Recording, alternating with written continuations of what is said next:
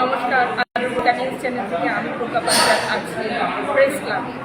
আমি বলতে চাই যে আমরা যারা ধর্মকে ভালোবাসি, আমরা যারা ধর্মকে ভালোবাসি বা আমরা যারা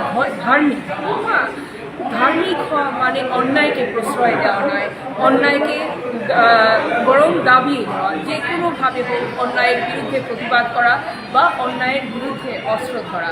হ্যাঁ, ধার্মিক হওয়া, ভালো মানুষ হওয়া, মানবিক হওয়ার অর্থ এই নয় যে অন্যায়কে প্রশ্রয় দেওয়া। মানুষ হিসেবে আমরা যেন ভারতবর্ষের মুখ চিরকাল উজ্জ্বল রাখতে পারি। একটা সময়ে ঋষিরা উজ্জ্বল রেখেছেন।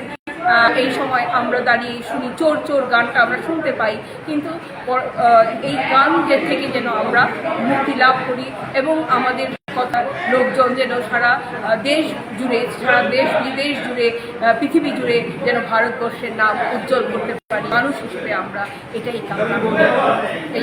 এটাই আমার আলোকা নিউজ চ্যানেল।